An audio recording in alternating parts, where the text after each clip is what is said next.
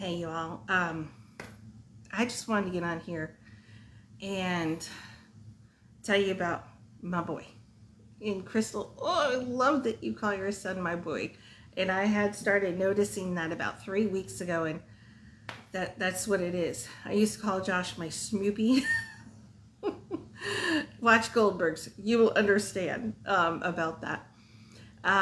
Okay, so everybody keeps asking how I am. Right now is a good moment. It is literally grief is a hard valley to walk through. Let me tell you, because you can be totally fine, and then sometimes you feel guilty because you feel fine, and the very next wave that might hit you, you're on your butt sobbing. Yesterday, I was fine, and I went and I sat in his room, and I held his sweatshirt. And I was like, is there any more I could have done to help? And I played that song by Jordan Smith, Great You Are. And I let out such a, I've never done from a mama's heart, that scream cry that you see on TV. And we're in a town, we live in a townhome, and I was upstairs, and apparently I was heard downstairs as well. And I don't even know how long that went on. And then once I stopped, I was fine again. And one thing I'm really wanting my children to know, it's okay to be fine in those moments, because our boy was beautiful and sarcastic and would not want us going around moping, and would probably, if he were here, I'm not going to repeat what he was said because he had a mouth like a sailor, but it would basically be knock it off. So we are just determined to live life to the fullest, because that child had no fear and loved being outside. And I'll be darned if that brother and sister duo that took out my son, he was more than just a motorcycle accident victim. He is more than just a murder victim. So it was just on my heart today to come on and let you get to know Joshua Piazza / Turner.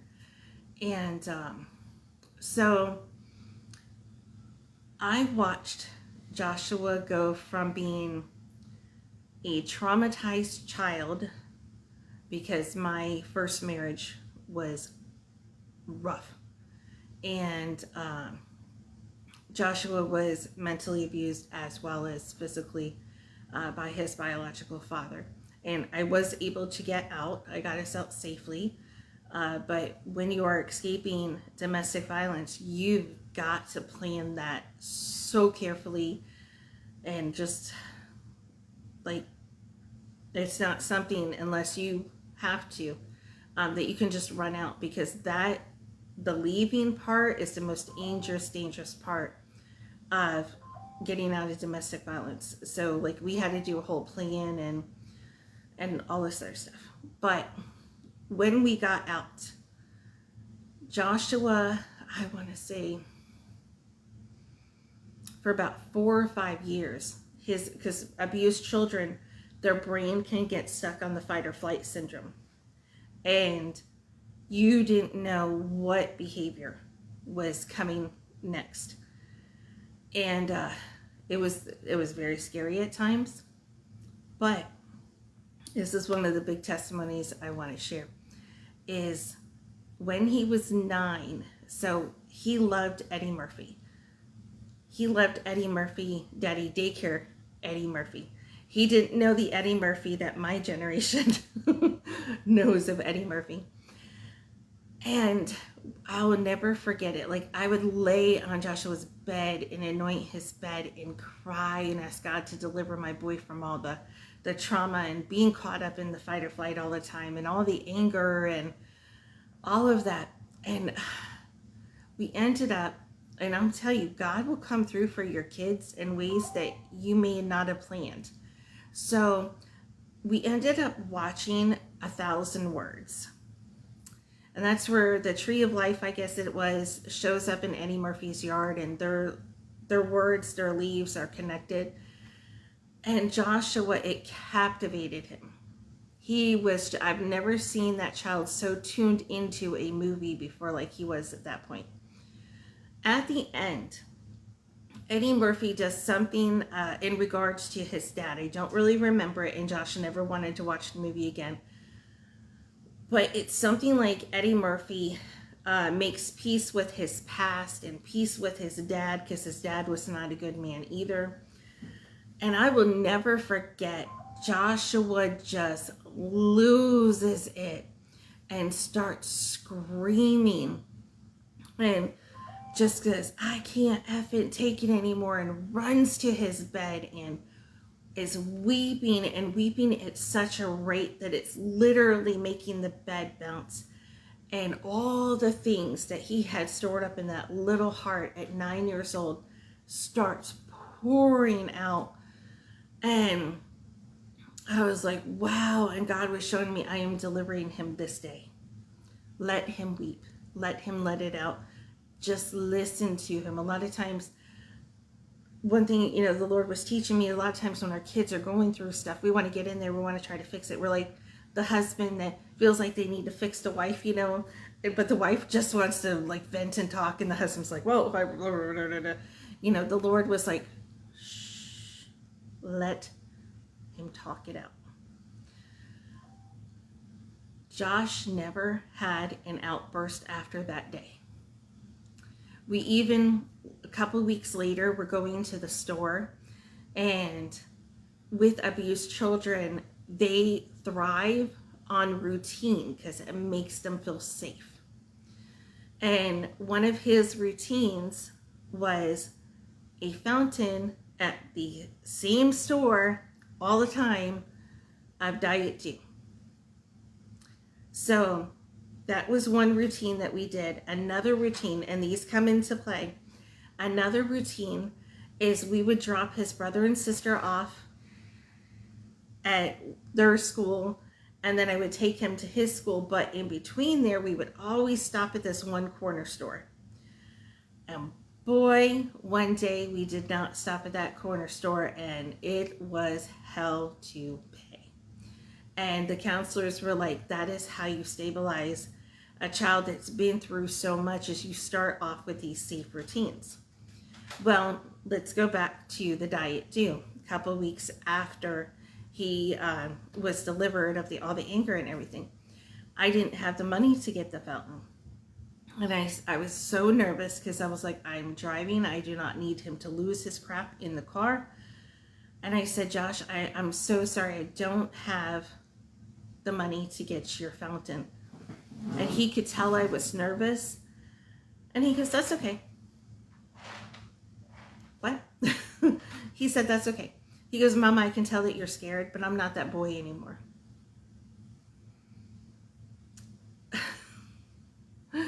But God, right? But God. So that was Josh. That is just my boy. And his God working through him.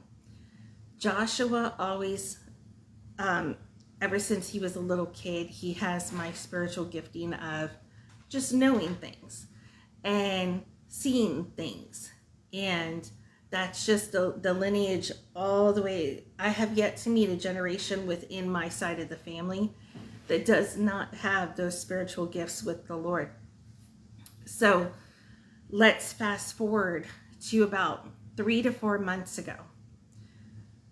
Josh got on this really weird kick on we needed to know all of his login information.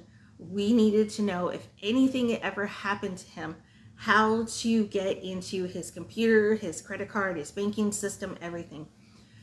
He talked about it in such a way. He was like, you never know what's going to happen. I need you guys to have my information. And I was like, are you like trying to plan something? Like, are you depressed. Like, this is really weird. And he was like, no, it's just so important that you have my information. And it was just like, I don't want to talk about this. So we will fast forward to the week before the accident. And I made a post about it too. And I said, have you ever had that time with your grown children? They're talking and it's like time physically stands still. And you're like, God, you're an awesome human being. I grew you in my belly. And you're just captivated by them. I was having so many of those moments with him. Now I look back and I see it was God giving me that time to cherish of him because his schedule got really busy. He worked at a convenience. Oh, he ended up getting his first job was the very convenience store that was part of his safe routine when he was little. And it's amazing. Like, God's hand has been on this child for so long. So he ended up, Josh can only take so much, and then he would just walk away from you. And so his one particular job, he just kept trying. And he was like, I'm out. And then he got blessed with like a really, really good job that paid very well after that. But it was only a 4-day work week. And he was like, well, I'm bored 3 of the other days. And he kept saying, I don't have any friends to hang out with. And I want to be able to ride my motorcycle with people, but I don't know anybody that rides. And maybe one day I'll be part of a community and have friends. And little did this boy know how hard people that knew him are taking the loss. And so he was such a good worker that even though he walked out of the first job, they hired him back. And they were like, yay, he's back. And so he was working like the last 3 weeks. He had been working 2 jobs and you barely saw him. So when God started freezing time, like there would even be times I was so dialed in, not to what he was saying, but on his essence or whatever, he'd be like, hello. And his favorite thing when he was in Sunday school and he learned about Adam and Eve and the whole rib thing, he was like, woman, you took my rib. So we are such a cat and mouse type of family. Like, we just love to poke. We are that family, you know, where the brother and sister, I'm not touching you. I'm not touching you. That's us. We just love having fun with each other. And I hate to be poked. I hate it. Don't ever poke me. And so he'd be like, woman, took my rib, woman. And I have no idea where I was going with that. But anyways, oh yeah. So I'd be staring at him and he'd be like, woman, not mama, woman, are you okay? Well, Saturday morning of the accident, remember that post I did yet last night about have preserved their dignity? Don't take pictures of your unconscious relatives and put them on social media. Like, God can work with prayer requests, please, for a family member that's in the hospital. God don't need prayer requests for so-and-so and tagging them. And by the way, this is them unconscious in the hospital. God don't need all that. And neither does your unconscious person. So it was really weird because Saturday morning, Josh took us out to breakfast. I believe we left the house like 7:30, 8 o'clock. So I'm waking up like at 6 something. And I'm getting ready for the day. And the Lord specifically, 2 things that came to me was, Shannon, never post an unconscious picture of a relative on social media. Preserve their dignity. So that post that I wrote saying I had clear instructions, that was 4 hours before his accident.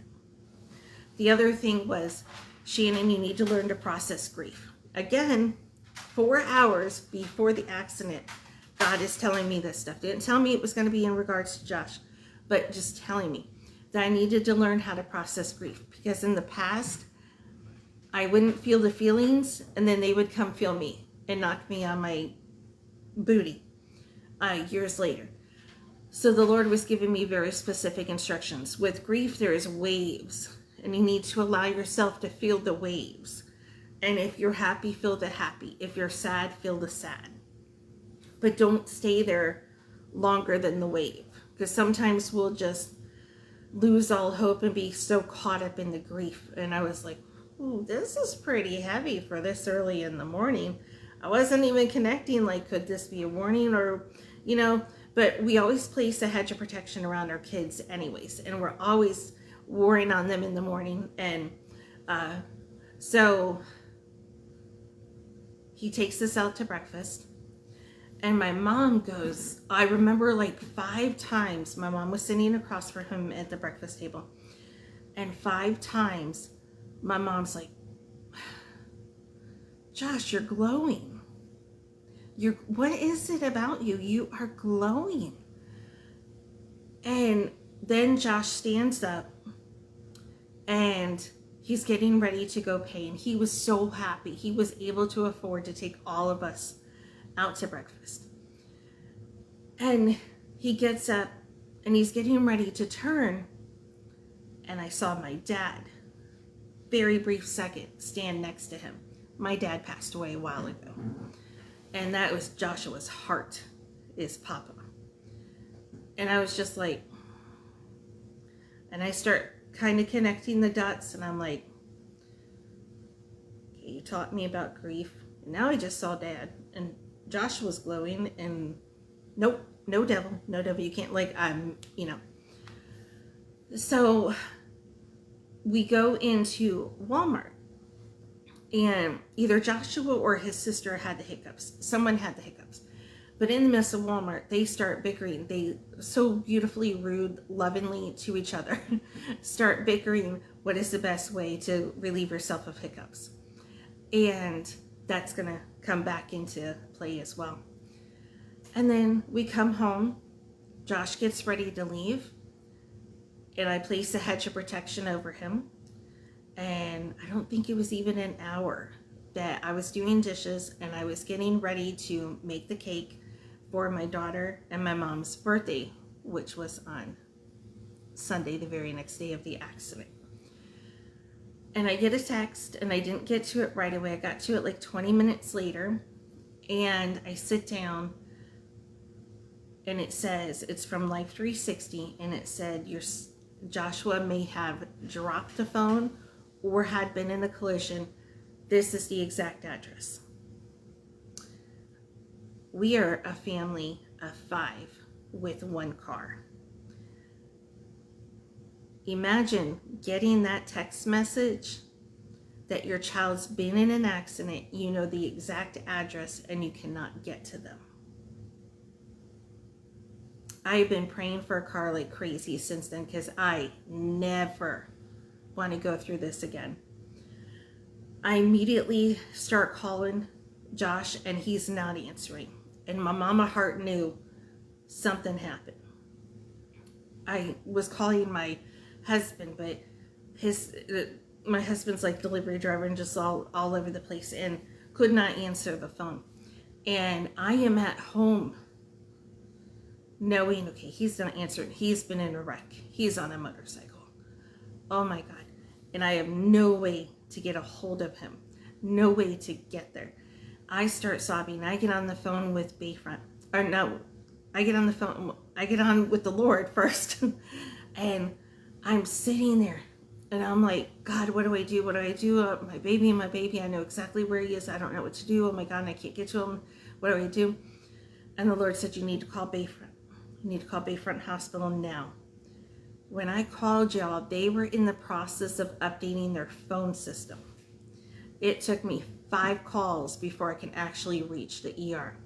When I reached the ER, I gave them Joshua's name. I'm like, it's either Joshua Piazza or Joshua Turner, because when my name changed, she kind of unofficially changed it to Turner too. And they said, we don't have anybody with that name. And I said, okay, Life 360 told me he was in a motorcycle accident at this direct address. They were like, oh, hold on. So this nurse comes on, and then it's the whole, you need to get here as soon as possible. He's in critical condition. We don't have time to talk right now. We're trying to stabilize him. We need to get here as soon as possible. We live about 30 or 40 minutes away.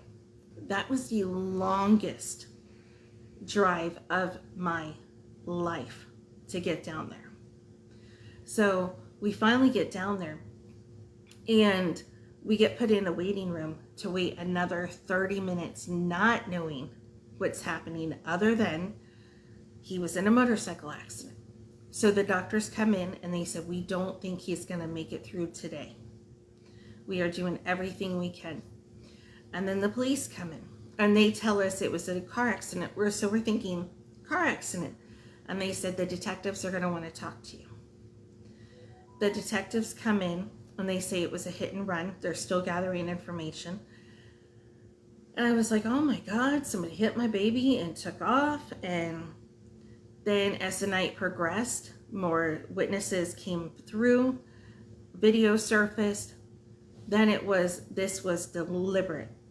He was pushed into oncoming traffic. But we were not allowed to say anything. Thank God for in Tampa Bay. They were the first to break the story. And I'm like, now that they said something, I can say something. Can you imagine holding that information in and not being able to tell anybody because you might mess up the investigation? I mean, the anger, all the feels. And we couldn't say anything. And then Joshua's former teacher, Lori, hi Lori, she said, was it the hit and run in St. Pete? And I go, how do you know this? She goes, oh, it's all over the internet. It's on the in Tampa Bay. And I was like, oh my gosh, finally somebody talked about it. So yes, that was it. Let's find the car. St. Pete police said that the amount of tips they received from the community was amazing. And so, you know, we're praying and praying and praying, and I'm so blessed to have sisters that are prayer warriors, because they were going to town, and he didn't stabilize. I mean, they kept working on him. He stabled enough to get from the ER to, I think it was ICU. And then even when they were putting him on, transferring one bed to the next, or however they do it, I wasn't in the room, but it was taking a really long time. And I was sitting out in the waiting room. I'm like, what is going on? And I went and checked, and apparently he almost passed at that moment, just from one transfer to the other. And this whole time I'm praying, and I'm like, this is not supposed to be happening. And then it got so critical to where they were like, Shannon, if you go to the bathroom, you can come back and he may be gone. So if you can imagine being a mama and being scared to death to go 40 feet away to go to the bathroom because you might lose your baby. And I kept praying in my prayer sisters. And then by this time, word fully made it out and everybody's praying. And LifeLink came, and it was basically, he was going, and, you know, we were, once his body fully began like to really shut down and all of the processes. And then they brought me this recliner because I started to flare up. So they brought me a recliner so I could get my legs up. And before I knew it, I'm waking up Sunday morning. Those that know me know I've battled insomnia for the past year. And I slept through the night. I slept more peacefully that Saturday night. It's like God just put me to sleep. When the whole choking on air, it's a great thing. It's a talent I have. When I woke up Sunday morning, I looked at him and I'm like, he made it through the night. He made it through the night. And then I went to go to the bathroom and I'm washing my hands, and God said, there will be no death on their birthday. You go tell LifeLink no. And we're gonna, and you need to pray, because your son is right basically at death door. Kind of paraphrasing all the conversations. with the Lord and everything, but you get the point. And so I immediately come flying out of the bathroom, and I find Lifelink, and I find his doctors, and I'm like, we're fighting. He's still in there, we're fighting. And then we just started, we had 4 amazing days. I think it was 4. It was Saturday, Sunday, Monday, Tuesday, Wednesday, Thursday. So Shannon's math, we'll say like 5 days with him, to where he would show us signs that he was there. Like you never, when he was conscious, you never touched his ears. He hated his ears being touched. Apparently when he was in a coma, still hated his ears being touched, because they would come in, and it took them a few times to be able to like really get the blood off of his face and everything. And the nurses were so great, but they didn't want to give me any false hope per se. And so I overheard them talking that when one of the nurses that was cleaning him up got near his ears, he literally kind of pulled away from him. And I'm like, away from them, and I'm like, that's my boy. Like, you don't touch the child's ears. He hated that. I remember his best friend came in and was talking to him, and there was like this jolting motion, and the friend and I didn't say anything. We looked at each other and we're like, and then at the end of the visit, I'm like, did you see what I saw? And he goes, did you see what I saw? I'm like, oh my gosh. Another thing was when I had the speakerphone up too loud, and it totally sent him in a tizzy. And I was feeling so guilty and everything. But the Lord was like, Shannon, he's in there. Shannon, he got aggravated because of the loud noise. Like, Shannon. And so my faith was he was gonna like fully just arise from that coma. I even was like, he's gonna, doctors would be like, he's gonna end up this and that and living in this and that, and I'd be like, no, you don't understand. And I would like testify and everything, like who my God was and all of this. And about Wednesday night going into Thursday, you could just feel the room getting a little less of Josh. And I didn't want to speak it. I didn't want to say it, but I did notice it. And they supplied us with like these trays of fruits, vegetables, snacks, everything. And when we left Wednesday, the fruit started to go bad. And they go, do you want to go ahead and take this with you? I thought they were just going to pack up the fruit. They ended up packing up everything. And when we were walking out of that room on Wednesday, I was like, because they wouldn't let me, after Monday, they were like, oh, he's stabilizing. He's still in a persistent vegetative state and in a coma, but he's holding his own blood pressure, and now you have to abide by actual visiting hour rules. You can't sleep by his bedside anymore. So that was like really hard, like coming home and everything. But Wednesday, you could just feel like it was a little less Josh in the room. And then they packed up all the snacks. And then we're walking out, and I pass an empty bed. There was an empty bed next to him. And I was like, oh, something's happening. What's happening? And then we walked past this door, and I felt such a pull of this door, but I had no idea what the door of the office was, nothing. And I was like, God, what is happening? So then we came home, we watched Breakthrough. And I was like, oh, this is God showing us, our boys make it in, and all this stuff. And then I made the 2 cakes, and I used a word specifically, rebirth, for Joshua's cake. And I thought, well, surely this is, he's going to arise and come forward. This is it. This is it. Thursday, we get a call that his brain function was starting to completely begin to shut down. And that was another thing. On Saturday, I had told them I would not take any play in his passing. Because it was like, do you want to keep him hooked up? Do you want to do this? Do you want to do that? And I said, the only way anything is happening to him is he has to decide to go.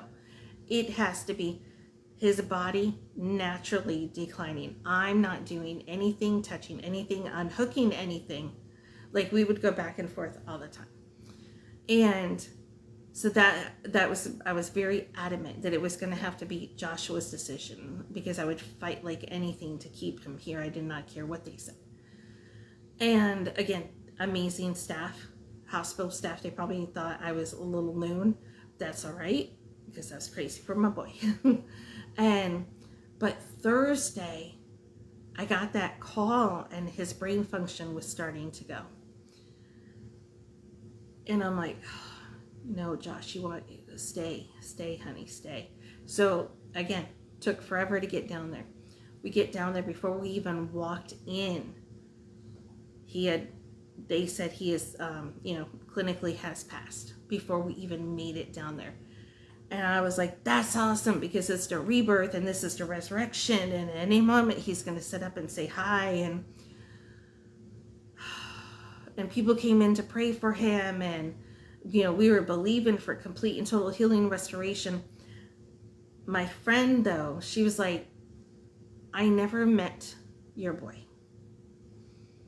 But so my friend Tina, as soon as she found out what was happening, she was at the hospital within like 20 or 30 minutes. I didn't even know she was coming.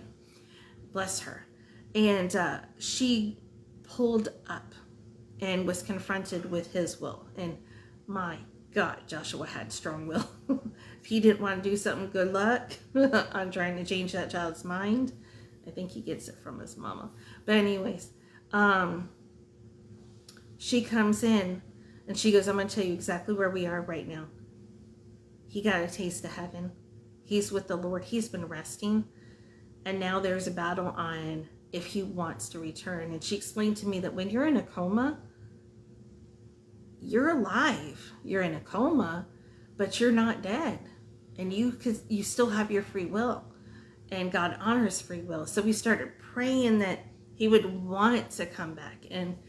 But that he would, when he woke up, that he would be in a healed body. The last thing we wanted him to do was wake up to all the broken bones and everything else. So we were praying that God would keep him asleep until all the bones were healed, but that his brain would come back to life, and some of the other things that had shut down would reverse, so they would call everything off, because they had already pronounced him gone before we even got there on Thursday. So I don't think I've ever prayed and fought and believed that hard as we did during that prayer meeting. I mean, we shut the blinds and we went to town. And then it was literally not even an hour after that prayer meeting that something else shut down, and then something else shut down. And they were like, we need to talk to you in the office. Where did they take me? To that office that I walked by on Wednesday, that I felt that huge pull. This was the office that LifeLink takes you into and the staff takes you into to see what you want to do. And they were talking about taking him off the ventilator. And I was like, I don't want to make that decision. But then I was like, my husband and I, he'll talk, he'll arise. It'll be just like in the movie. The little boy did not come out of it until they took him off of the tubes and everything. And we were like, okay, this is it. This is going to be our miracle. And it didn't turn out the way we wanted. And we were told to get the family members in there to start saying their goodbyes. When my mom got there, my mom's like, we ain't giving up yet. No, I'm not going home. So Thursday into Friday morning, my mom and I were just playing worship music, decreeing and declaring over him, praying over him, warring over him, all of it.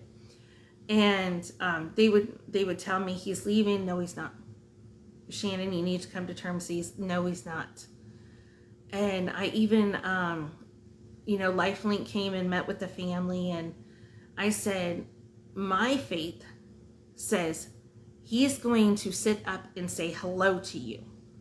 And that is what can happen. That is what's going to happen. And she said, oh, Shannon, if he sits up, she goes, if he sits up and says hi to us, we're all running out of the room and we're running into church. And I said, we are a family that prays, and we've seen God move mountains, and it always looks worse. Like up until the very end, like we were just like, God is going to do it. God's going to do it. And throughout that night, we were talking to him and saying, baby, please come back. Like, we know exactly what's happening. We know you're tired. We know you're wanting to stay with the Lord. And because I saw my dad that Saturday, I'm like, I can pretty much guarantee you're with your papa too. And I was like, we want you back. We want you back. And just throughout the night, you could feel him leaving. And I went and stood, it was about 3-ish or something, and I was in the hospital hallway waiting on my mom to finish using the restroom so I can use the restroom. And I felt him come stand next to me. And I'm like, so I went into because I don't know if this happens. I've seen a show that people that were in comas, they kind of just freely walk the halls sometimes of hospital. I, again, don't know. But I was like, just in case that show was true, I went into the bathroom and I'm like, listen to me, son. You ain't going nowhere. Mama's not allowing it. And I'm like, just in case you can hear me right now, even though I'm in the potty and you're like 40, 50 feet away from me. You're get back in there, get back in your body. Like, I didn't know what I was doing, but I was like, this is not happening.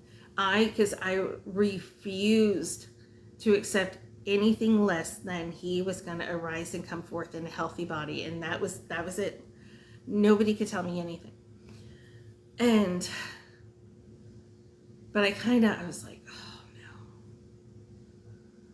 he's making his decision. But I still went in there and I still talked to him. But I will say, like, after 3 a.m., that room was cold, and we started just going through the motions of everything. And I'm like, I don't care what paper I'm signing. I don't care what's going on. At any moment, he's going to come through. Husband and I held out that faith, even walking behind him during the honor walk. I looked at my husband and I'm like, this would be like such an amazing time for him just to rise up and say hello. I'm like, we're going where all the staff is going to be, because an honor walk is so beautiful. They have staff lining up on each side of the walls, and you wheel your loved one down to the operating room for the organ donation. And I was like, oh my God, God, this would be it. Like right now, can you imagine right now if you just resurrected him as we're doing the honor walk, where all eyes are on him? And it wasn't happening. And I'm like, okay. So we get down to the operating doors, and I'm now starting to accept that he was tired and he made his decision. And I was like, because I told him in his room, I'm like, I've been trying all week to give him a Beverly Goldberg kiss. Y'all need to start watching the Goldbergs. I freaking love the Goldbergs, and they hated when I watched it. So real quick about the Goldbergs. Beverly Goldberg is an actual person that smothered her children. I don't smother my kids, I just act like it. But her son, Adam Goldberg, literally made a whole sitcom about their family because of his mother's antics. And Joshua would hate when I watched Goldbergs, because I would like emulate what I saw Beverly Goldberg do that week or whatever. So one of the things towards the last few weeks is I would run upstairs and fling open the door, and I would give him these like forehead kisses. Mind you that he's 21, but I'm running in there in the middle of the night, and giving him this forehead kiss and just like, and he was like, oh, you're gonna suck the skin off of my forehead. And I had been trying to do that to him all week and I couldn't reach. And so I broke down before we did the honor walk. I said, I just want to kiss him on his forehead one last time, but I can't reach. I'm too short and I can't get over the wires. Y'all, this staff brought me a stool. They carried it during the honor walk. So that would be my last goodbye, or my last see you later to him, because he's with the Lord. And I, even standing on the stool, I'm like, Joshua, now's a good time. Now's a really great time. And by that time, you could tell he was fully gone. And so I got to do my one last Beverly Goldberg kiss on him, and then the family got to say their goodbyes, or their see you laters. And oh, even another thing. So Joshua, when he was young, loved balloons, loved them. So Sunday the 18th is when we thought that he was going to go and we were going to do the whole organ donation then. That Monday on the 19th, I'm standing there getting ready to go into the restroom in the hallway. Mind you, I didn't know what hallway was going to lead to the honor walk, all of that. I am not direction oriented, okay? So especially when GPS talks this nonsense, go east-west, I'm like, I don't speak that language. And so when you're on the ICU, you got to do like several different turns to get to the bathroom. And I got lost, y'all, almost every single freaking time. And I was there a week. And my bladder is not great, so I was going all the time, and I would get so turned around trying to find my way back from the bathroom. But I remember on Monday, it's like God did this to my head, and there was one particular hallway that was just standing out to me, and I didn't know what it was. And they started putting balloons. They lined the whole entire hallway with balloons, and it was for like Happy MedTech Week or something or other. But I looked at that and I'm like, nope, my boy's gonna be with me, That ended up being the hallway for the honor walk. So my boy went out with hospital staff, flooded down the hallway with the balloons above his head that he has loved since he was a little boy, and his family walking behind him.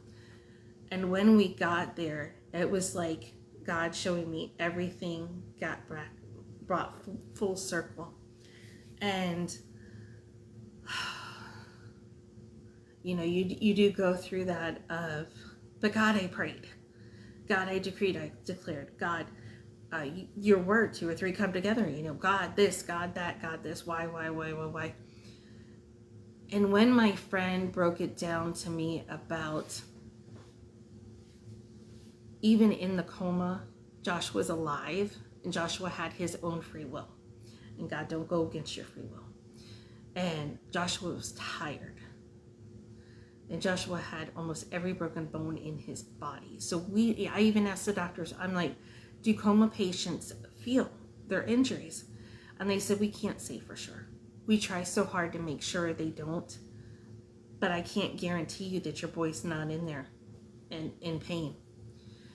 So it became like, as much as I warred, I had to come to grips that as a mama, you don't want your babies suffering. And sometimes the greatest love you can have is to let them go.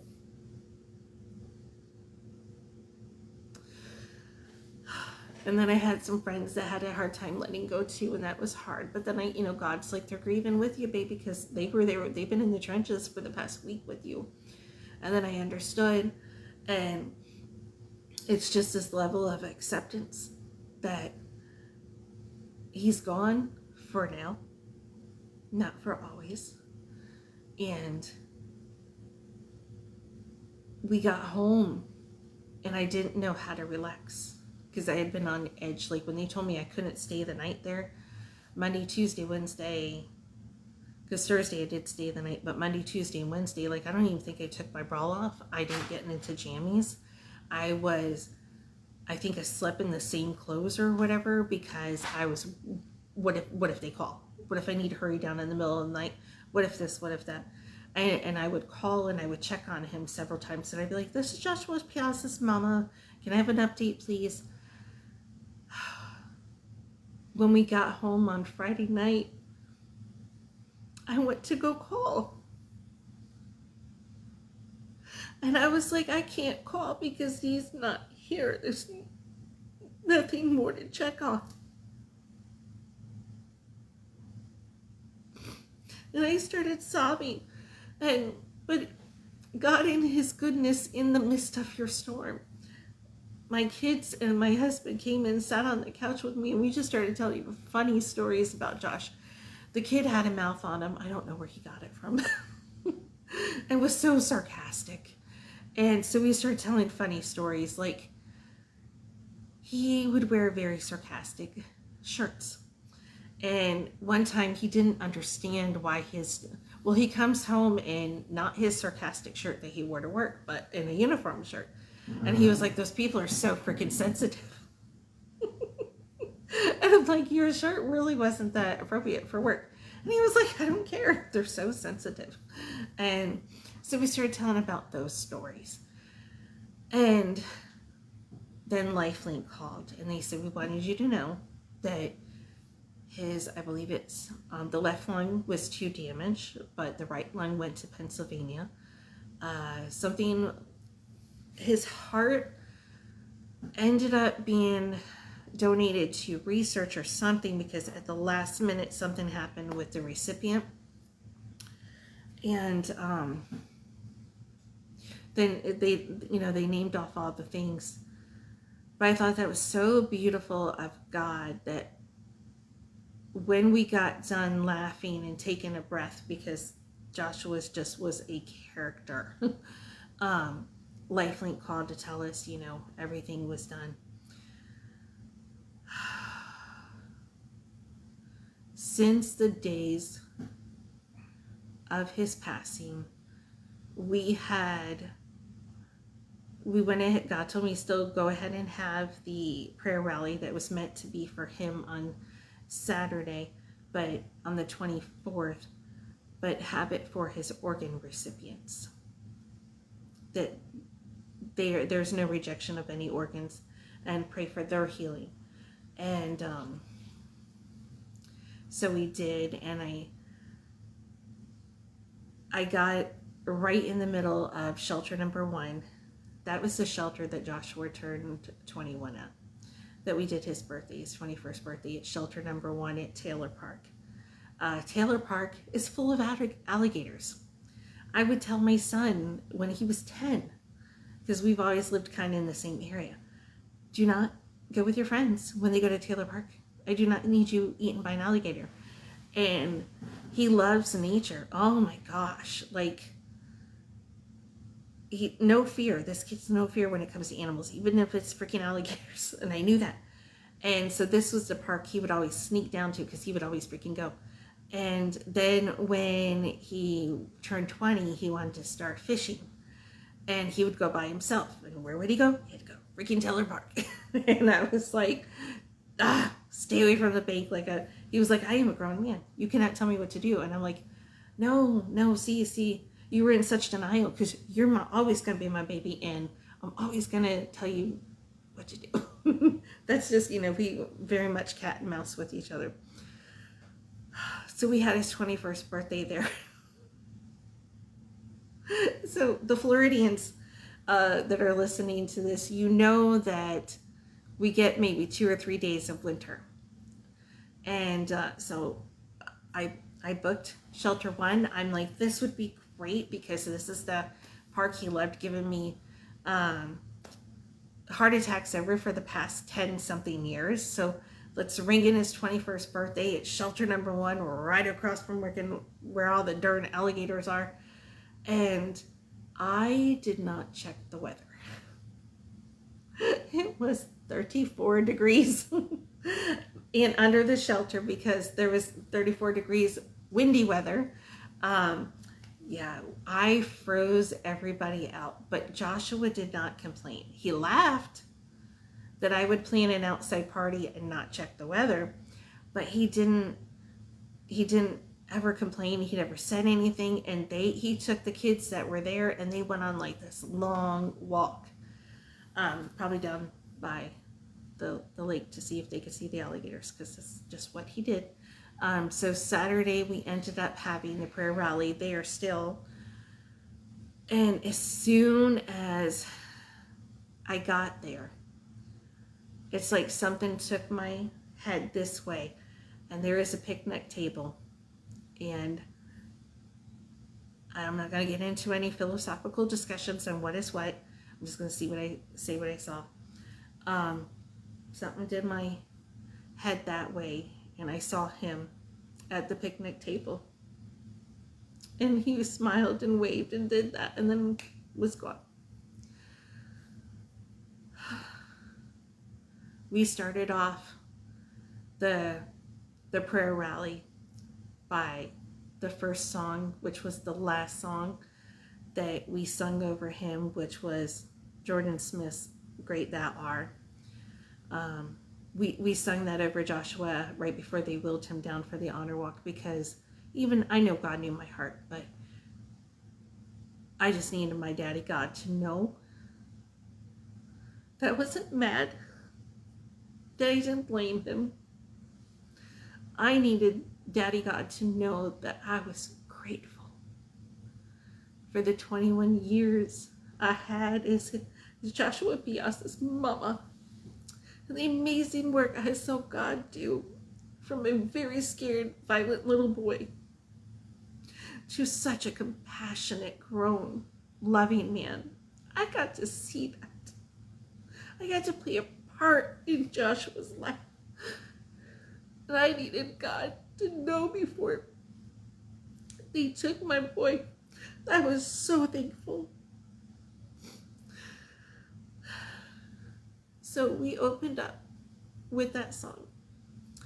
And then we played the next song that I was just on repeat the Thursday going into Friday, which was Katie Nicole's In Jesus' Name. And instead of singing it over Joshua's body, of where she says, you know, I speak the name of Jesus over you to heal you, to take the fear out of you, we decreed and declared that over the organ recipients, that they would have a long, healthy life through Joshua's gifts. Another song that I stood on during that week was This Is My Testimony, From Death to Life. Grace rewrote my story. I'll testify. And because of Jesus Christ and his righteousness, I'm justified. This is my testimony. My name is written. And we sung that. And that part that I stood on for Joshua was, if I'm not dead, God's not done. Greater things are still to come. I still sung it. But before I got on this video, the Lord was like, Shannon, that was for you. It was for you. So I say, if I'm not dead, God's not done, and greater things are still to come.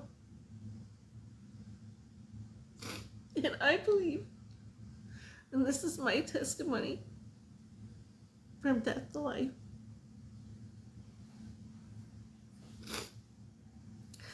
Another beautiful thing, I'm telling you all, so much has happened this week. Like, God was in all of it.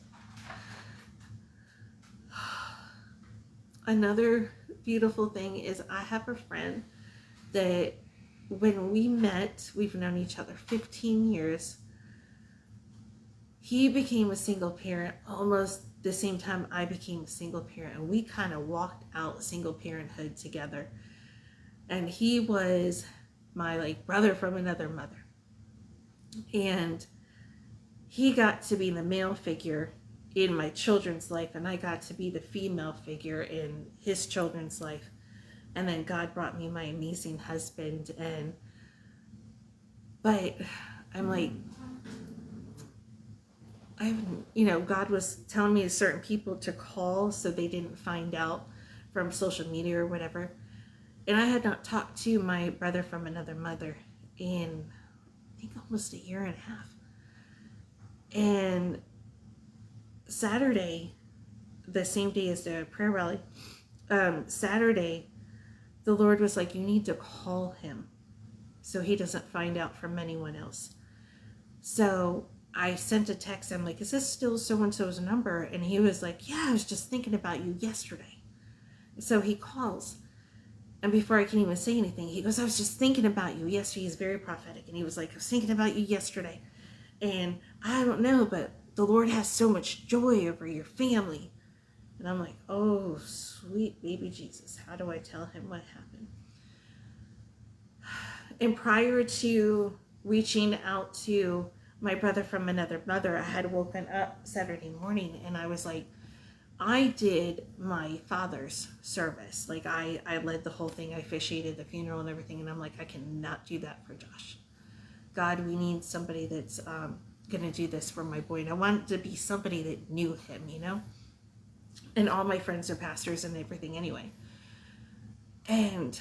But I'm on the phone with brother from another mother. And I said, have you seen the news? And he goes, I don't watch TV. And I'm like, oh, sweet God. Go, have you seen social media? Because Joshua's story went nationwide. Like I am contacted from Alaska, from Hawaii, people that's been praying for him and everything. And my friend goes, I don't have social media. And I'm like, oh no. So I had to tell him everything. And he was like, he didn't know what to say. And he goes, but yesterday, God brought you guys to mind, and he had such joy. And I go, that was the day that they did Joshua's organs. And he was like, the words that my brother from another mother said, he said, Joshua was like my son. And when he said that, it struck me. And when we got off the phone, the Lord said, brother, I'm not mentioning his name because he's a very private person, but paraphrase, brother from another mother is the one that's going to lead Joshua's service. And I called him back and I said, I don't want to put you in an awkward position of asking you when you're like straight up in my face at the prayer rally. I want to ask you over the phone, and I don't want an answer until, if you can let me know by Monday. And I asked him, and he goes, oh yeah, because like 3 minutes ago, God told me I was going to do it anyway. So he came out to the prayer meeting, and he told everybody, he's like, I'm officiating the funeral. I'm handling everything. Don't go to Shannon about anything. Don't go to Ross about anything. If you want to bring a dish, if you think there's a song we might sing, if you have any ideas, you come to me. Here's my number. Everybody take my number. Don't go to them about anything until like after the service. Leave, let them be on making decisions. And so before he left, he was like, I have a feeling there's going to be a lot of people that turn out for this. And because there's already one Viking community group, and they're going to do a write-off after Joshua's service. And I'm like, I really would love nothing more than it to be Taylor Park Shelter 1. Because that's where Joshua turned 21. And that's where he gave me heart attacks for 10 years with the damn alligators. So my friend said, okay, we might need a permit from the city. And I was like, I have no energy for this. And he goes, and I didn't ask you to do it. I'm calling the city. I will get everything figured out. And so we have a hurricane coming. So it will not be this weekend. I don't even want to say the weekend that we're aiming for, because then I want everybody to show up there and like the city has held us up or something or other. But we are trying to do it outside at Joshua's favorite place. But of course we will put it on Facebook and stuff. And yeah, so that's kind of where we are in that. My aunt and uncle took us out for lunch, and So Joshua, I had that dream about Joshua. Remember of him being in the room and pulling up his computer, and he's like, "Woman, what did you do?" Because he was flooded with all these messages and stuff. And I even brought that up to the Lord. I'm like, why give me a dream that I talked to him and he left? And the Lord was like, do you remember how glowing it was in his room? And I was like, oh, yeah. So I don't think that was a dream that he was coming back. I think that was one last time to laugh with him before he went. One of my other kids had a dream that he came to them and they hugged and they were able to talk. And again, this is Thursday going into Friday. It was about the same time, turns out, when I felt him stand next to me. And they talked, they hugged, and apparently he walked healthy through a set of doors that illuminated, and he was greeted by the Lord and my dad. My aunt had told me the same thing. I asked the Lord, what were the doors? They were the honor walk doors.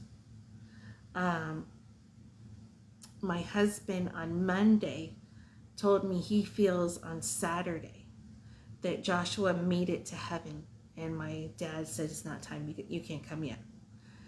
And so again, I'm not getting into any philosophical questions. I don't, there's answers I don't have.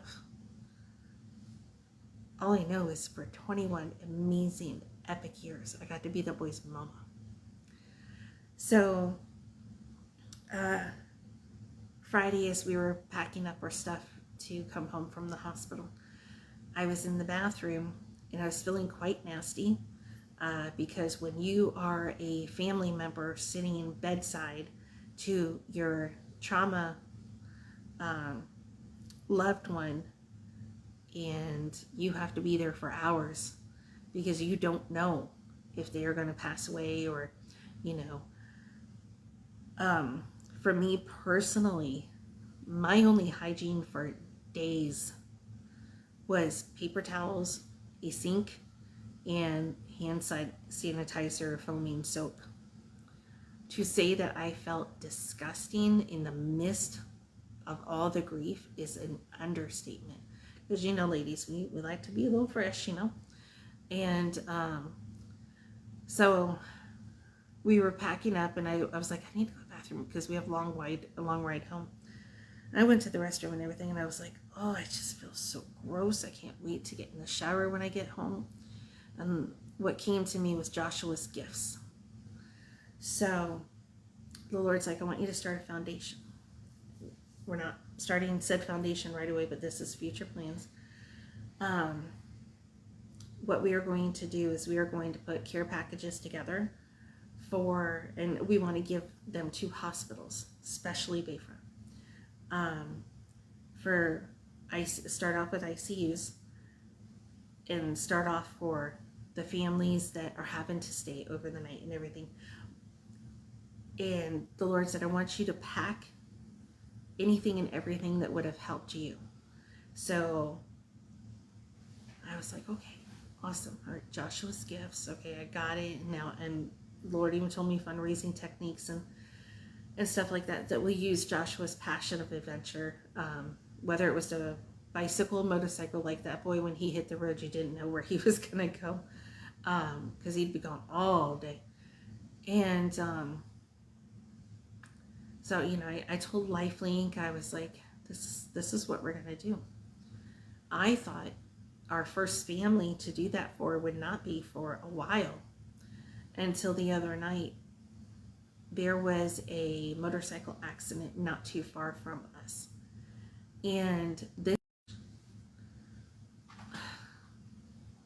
Okay, we're back on. I think we're back. Are we back on? Am I back on? Sorry about that. So anyways, this same article that broke Joshua's story reported on this motorcycle accident. The motorcycle driver was killed on impact. The passenger ended up at the same hospital as Josh, on the same floor as Josh.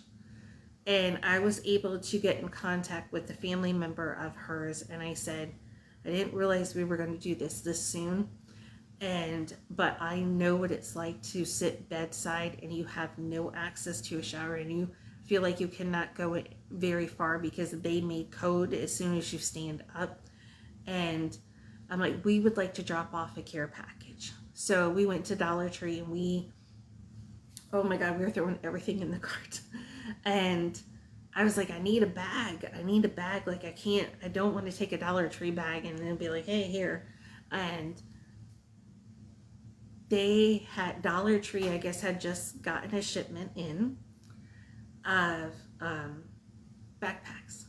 And our son loved his backpacks. So we grabbed a backpack, and that is what we dropped off this afternoon.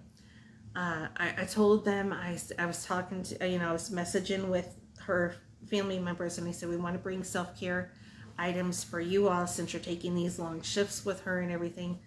And I was like, but I cannot go up on the second floor because and I told them I can almost guarantee you her bed is very close to where his bed is. So I said, I'm going to drop it off with the receptionist. But God. So I go to drop it off at the receptionist, and the receptionist is like, well, I don't know if I can keep it. And then I explained who I was. I said, I'm Joshua Piazza's mom. My son is the one that's been all on the news and everything. And she was like, and I said, we heard another motorcyclist is in here, and I've already talked to the family member. I know what floor she's on. I have her name. They're not here right now, and I don't know who is up there currently, but we want to leave a self-care package. And y'all, God is so good. Like, we were able to leave toothbrush, toothpaste, feminine wipes was a huge thing. I think my daughter threw 2 packs in there. Body cloths. And see, I think it was Thursday. My days are all together, but a dear friend dropped off a care package with me, and when we had to run out the door, I didn't grab it. I didn't know I was going to be there from 1 o'clock Thursday until almost 7 or 8 Friday. I was not prepared. I took nothing to keep, and but her gift to me Thursday morning was the seed for Joshua's gift. And so, like, the Lord was like, okay, you need to put the items, like the really good hygiene items that you needed, that needs to go in there. So, like, there was deodorant that we put in there, makeup wipes that we put in there, and some face cream, because with the lupus, like, my skin can get really dry at times, and so we made sure to put that in there and everything. And it was really blessing to walk in there and try to explain to the receptionist, like, we're doing this in honor of my son. He passed away last week and everything. She knew exactly who we were talking about. And she was like, wow. She goes, I don't know if you're religious or anything. I said, well, I'm Christian. And she goes, oh, so do you see God in this? And I was like, oh, yeah. And she goes, well, I'll have a nurse come down. And the nurse's station was like, we can't leave right now. I said, that's probably good, because I want to say thank you. And I said, tell them thank you, but it's probably good that I'm not telling them thank you, because I'm going to fall apart. And we get ready to leave, and the receptionist comes running out. And she was like, Shannon, I want to be involved in Joshua's gifts. You have no idea how helpful this is going to be to the family members. And she goes, I've tried to give them the supplies that we have, but you're talking feminine wipes, makeup wipes, body wipes, because you don't have access to a shower. You were literally in a bathroom, like a half bath type of thing, for days. And We're gonna, the next bag that we do, we're gonna, because we don't know if a man or a woman's getting it or the family can share it. But I want to make sure there's tampon and pads in there too, like all the things that you think you might need for days, like you're camping, because you're kind of camping out in the ICU, and you don't have access to a lot of stuff to keep yourself clean. And so that's what we're gonna do. And she rushed out and she was like, I am actually the volunteer coordinator, and I some sort of other part of she works with some sort of other part of the hospital that is, she would be my contact person anyways to talk to. The whole thing is just like, wow. And so we have the hurricane coming up, and it was on my mind that now those families, we don't know how long they may be stuck there, like if God forbid something happens and it floods around there, they're not going to be able to leave. So I don't know, we're going to reach out to a couple of our friends and see if they can help us put some of the packages together, and we'll run up some more tomorrow. I don't know, like even if we run up 2 or 3 more little backpacks, even if it's stuff from Dollar Tree, whatever. Like last week, I'd send me all the Dollar Tree stuff. Like I would not picky. And plus I love Dollar Tree and Family Dollar, but I'll be a millionaire one day and I still love my Dollar Tree and Family Dollar. But yeah, that is where we are. My boy did not think he had a lot of friends, and he wanted to be part of a biker community, and God gave him everything he wanted, and his story is going to go on, and it's going to be an amazing story, and it will be Joshua's story for God's glory. And so 2 people already told me that, one day it's going to be a book, maybe next year or whatever, but yeah, it'll be a book one day. And so stay tuned, because I think Joshua's story may be just getting started in a way. And so thank you for allowing me and listening to me share about my boy. I do not want my boy to always be just remembered as somebody these animals hunted down. And even brother from another mother, he kept saying, Jesus died for them too, Jesus died for them too, Jesus died for them too. And I go, I know. And he goes, no, I'm reminding myself. He was like, I'm so angry right now. And he goes, I'm reminding myself. And so we talked about that. And we do pray for them. Like, I don't know, that anger part hasn't showed up in me. I'm kind of on I had 21 amazing epic years of being Joshua Piazza's mom. And Joshua Piazza was born January 23rd, 2001. Joshua Piazza had me in labor for 23 hours. Because Joshua Piazza had a freaking big head and would not come through. And I needed a C-section. And when that child was born, he had like those cone head thing. But I had 21 amazing years full of epic adventure with that child, with that young man. And it is my honor and my pleasure to carry out his legacy wherever this leads us, and to be his hands and feet within biker communities now, and to help take care of them when something happens to them. And yeah, so I love you, Josh. And Dad, take good care of your boy. And thank you, Lord, for 21 amazing years. And I just want to thank you all so much. Like, you all, yeah, thank you. So I will sign off with saying, this is my testimony. If I'm not dead, he's not done. Greater things are still to come. Talk about being rebuilt by grace, for God's sakes.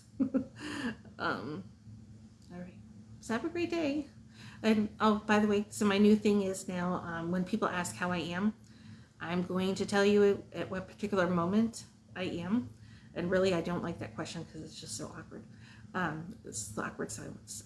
Ask me how the Bucks are. I know nothing about football. Let's start with there.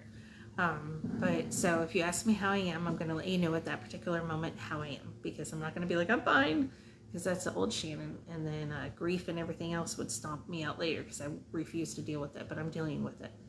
I'm going to feel the feels. So a friend asked me earlier, how are you? And I'm like, at this particular moment, I'm good.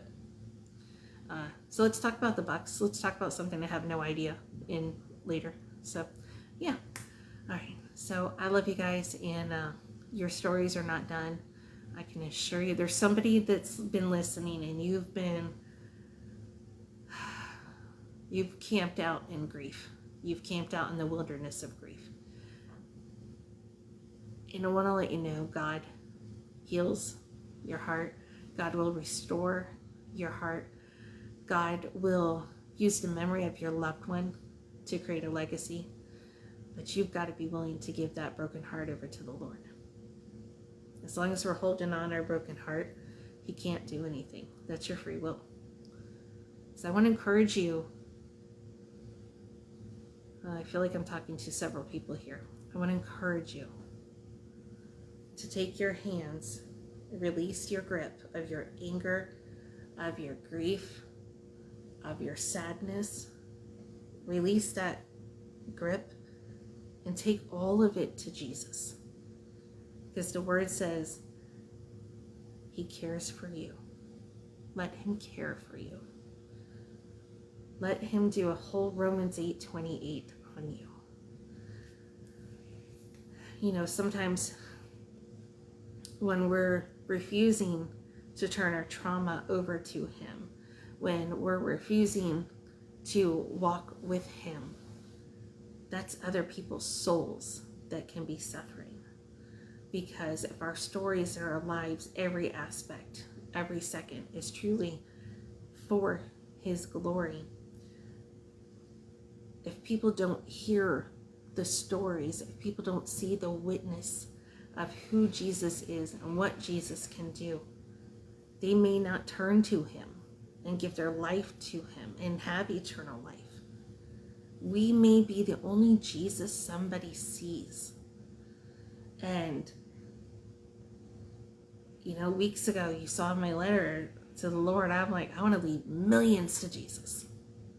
And I want my kids to do it with me. I did not know it would be something like this, but I want to lead millions to Jesus. I want everything the devil threw at me to be used for God's glory.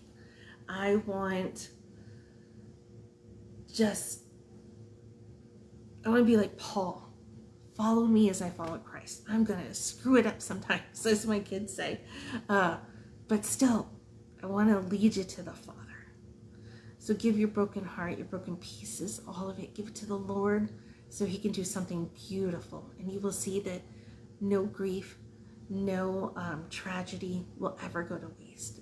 All of our lives are our story for His glory. Right?